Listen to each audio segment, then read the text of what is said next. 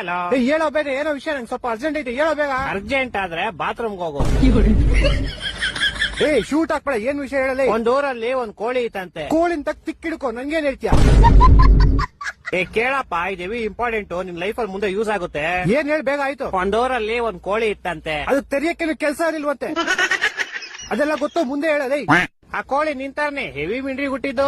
ಅದ್ರ ಓನರ್ಗೆ ದಿನಾ ರೋದನೆ ಕೊಡೋದಂತೆ. ಅದಕ್ಕೆ ಓನರ್ ಒಂದ್ ದಿವಸ ಅದನ್ನ ಬುಟ್ಟಿಲ್ ಹಾಕ್ಬಿಟ್ಟು ಕ್ಲೋಸ್ ಮಾಡ್ಬಿಟ್ನಂತೆ. ಆದ್ರೆ ಕೋಳಿ ಹೆವಿ ಮಿಂಡ್ರಿ ಹುಟ್ಟಿದ್ದು ಹಿಂದೆಯಿಂದ ತಪ್ಪಿಸ್ಕೊಂಡ್ಬಿಡ್ತು. ಆಮೇಲೆ ಈ ಸಲ ಒಂದ್ ಕಬ್ನದ್ ಕೇಜಲ್ ಕೂಡ ಹಾಕ್ಬಿಟ್ಟು ಬೀಗ ಹಾಕ್ಬಿಟ್ನಂತೆ. ಆದ್ರೆ ಕೋಳಿ ಮತ್ತೆ ಮಿಂಡ್ರಿ ಹುಟ್ಟಿದ್ದು ಈ ಸಲ ಹಿಂದೆಯಿಂದ ತಪ್ಪಿಸ್ಕೊಂಡ್ಬಿಡ್ತು. ಅದಕ್ ನಾನೇನೋ ಮಾಡ್ಲಿ, ನೀನ್ ಕೇಳಿಸ್ಕೋ. ಈ ಸಲ ಓನರ್ಗೆ ಫುಲ್ ಕೋಪ ಬಂದ್ಬಿಡ್ತು. ಆ ಕೋಪಕ್ಕೆ ಅರ್ಧ ಕಟ್ ಮಾಡ್ಕೊಂಡ್ ಚಿಕನ್ ತಂದೂರಿ ಮಾಡ್ಕೊಂಡ್ ತಿನ್ಕೊಂಡ್ಬಿಟ್ಟ. ಈ ಸಲ ತಪ್ಪಿಸ್ಕೊಳಕ್ ಚಾನ್ಸೇ ಇಲ್ಲ. ಆದ್ರೆ ಕೋಳಿ ಮಿಂಡ್ರಿ ಹುಟ್ಟಿದ್ದು ಬೆಳಗ್ಗೆ ಬಾತ್ರೂಮ್ ಹೋದಾಗ ಹಿಂದೆಯಿಂದ ತಪ್ಪಿಸ್ಕೊಂಡ್ಬಿಡ್ತು. ಅದಕ್ ನಾನೇನೋ ಮಾಡ್ಲಿ, ಲಾಶಲ್ಲಿ ತಪ್ಪಿಸ್ಕೊಂತಾರ ಕೋಳಿ, ಅದೇ ಬಾಯಿ ಹಾಕೊಂಡ್ಬಿಡು. ಈ ತರ ಹಿಂಸೆ ಕೊಟ್ರೆ ಜನಗಳಿಗೆ ಯಾರು ಬದುಕ್ತಾರ? ಅವ್ರ ಅಪ್ಪಂಗ್ ಊಟಾರ ಅವ್ರ